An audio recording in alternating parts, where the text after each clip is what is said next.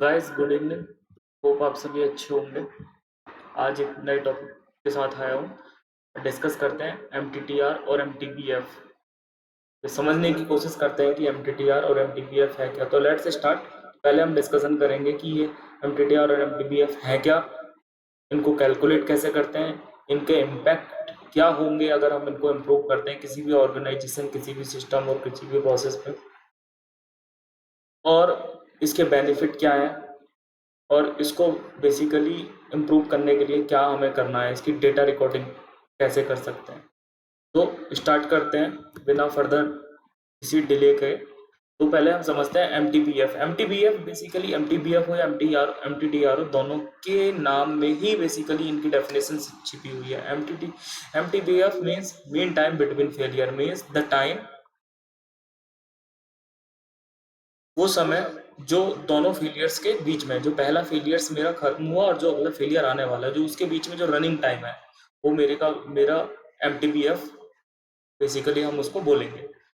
तो उसको हम कैलकुलेट कैसे करेंगे? तो जो ऑपरेशनल टाइम है उसको डिवाइड कर देंगे अगर आप नंबर ऑफ फेलियर से, तो जो हमारा निकल के आएगा वो एम टी बी एफ आएगा। ऑपरेशनल टाइम बेसिकली होता क्या है? ऑपरेशनल टाइम जो हमारा अवेलेबल टाइम है उसमें से जो हमारा ब्रेकडाउन आया, जितनी भी देर सिस्टम हमारा ब्रेकडाउन में रहा, वो निकाल देंगे। तो जो हमारा बचा हुआ टाइम है वो सारा ऑपरेशनल टाइम में काउंट होगा, कंसिडर होगा। एक एग्जांपल के थ्रू हम इसको समझने की कोशिश करते हैं। तो एक सिस्टम है जो मेरा एक दिन में कंटिन्यूसली 9 आवर रन कर रहा है एक शिफ्ट में, तो उसमें 4 बार मेरा फेलियर रिकॉर्ड होता है, अकर होता है।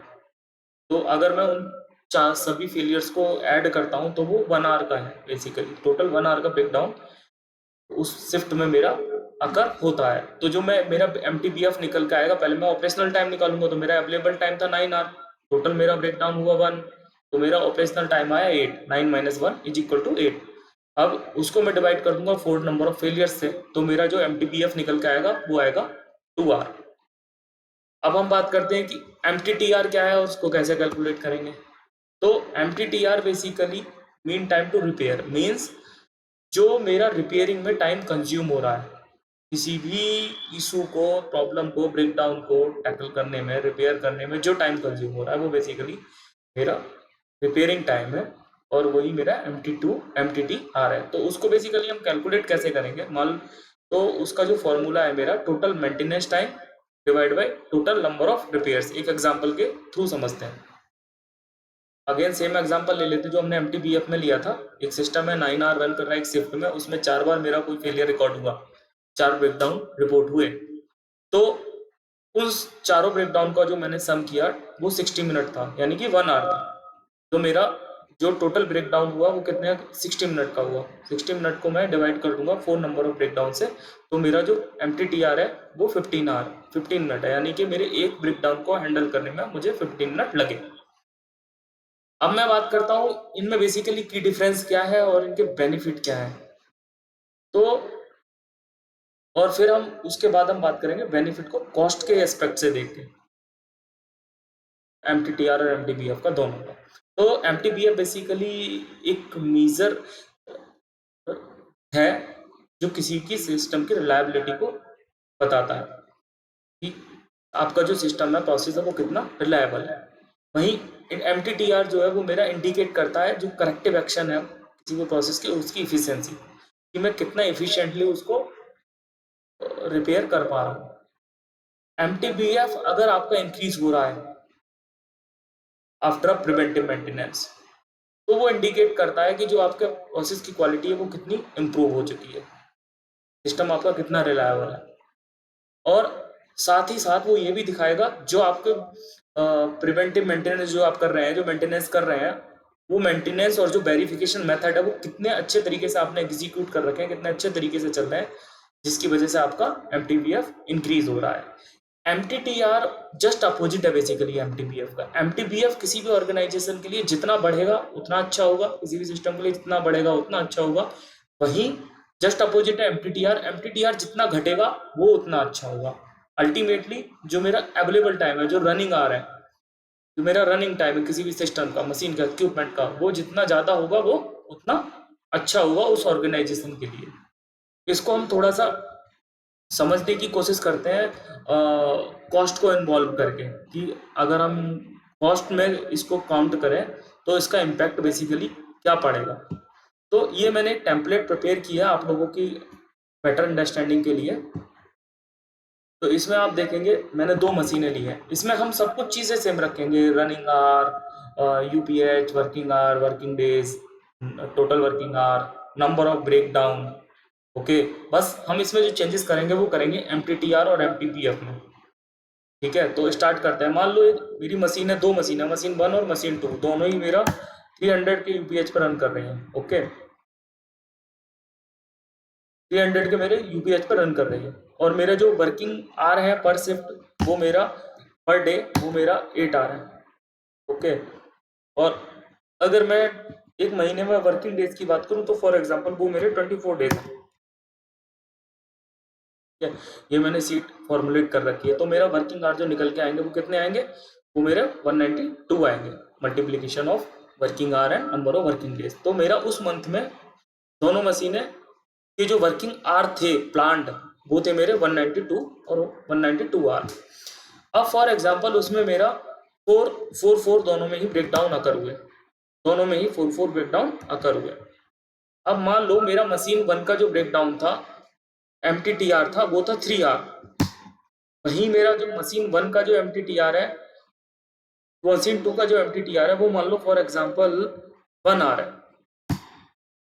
ठीक है, तो मेरी मशीन 1 जो है वो कितना घंटे रन हुई, केवल 180 आवर रन हुई। टोटल 12 आवर का लॉस है। मेरे अवेलेबल वर्किंग आवर थे 192, टोटल 12 आवर का। वहीं यहाँ पे मैं देखूँ तो केवल 4 आवर का लॉसेस है। तो उसकी जो मंथली कैपेसिटी पे इम्पैक्ट आया, मेरे मशीन 1 ने केवल 54,000 ही गुड्स प्रोड्यूस किया, वहीं मेरा मशीन 2 ने 56,400 मशीन गुड्स प्रोड्यूस किए। अगर मैं इसका कॉस्ट इन्वॉल्व देखूँ, कॉस्ट इम्पैक्ट देखूँ एमटीटीआर का, मान लो कोई प्रोडक्ट, वो जो प्रोडक्ट प्रोड्यूस कर रही थी मशीन 1, वो 10 रुपीज़ का था, तो मेरा जो प्रोडक्ट की कॉस्ट आई टोटल जो प्रोड्यूस किया उसने मंथ में, वो मेरा 5,40,000 का प्रोडक्ट प्रोड्यूस किया मशीन 1 ने। रिसोर्सेज सेम है, उसी सेम रिसोर्सेज के साथ मेरा मशीन 2 ने जो प्रोडक्ट प्रोड्यूस किया वो 5,64,000 का किया। तो मैं अगर बात करूं, मेरे को मशीन 1 में जो लॉसेज हो रहे हैं वो 24,000 के लॉसेज हो रहे हैं, सिर्फ एक एमटीटीआर की वजह से। अगर मैं इस एमटीटीआर को घटा के इसको मैं 3 की जगह 1 आवर पे ले आता हूँ, तो मेरे को 24 आवर को 24,000 का बेनिफिट होगा। अब वही मैं एमटीबीएफ की बात करूं, फॉर एग्जांपल मशीन 1 का एमटीबीएफ मैंने 20 आवर ले लिए और मशीन 2 का मेरा 40 आवर है, तो उसका इम्पैक्ट आप देखिए मंथली कैपेसिटी में कितना पड़ रहा है। मशीन 1 मेरी 23,000 नियरली प्रोड्यूस कर रही है, जबकि मेरी मशीन 2 51,000 नियरली प्रोड्यूस कर रही है। तो अगर इसका कॉस्ट इम्पैक्ट देखेंगे आप एमटीबीएफ का, तो ये देखें मेरी जो मशीन 1 है वो मेरी 2,30,000 नियरली प्रोड्यूस कर रही है, वहीं मेरा मशीन 2 5,18,000 प्रोड्यूस कर पा रही है। अगर कॉस्ट मैंने यहाँ पे भी सेम रखी है 10 रुपीज़।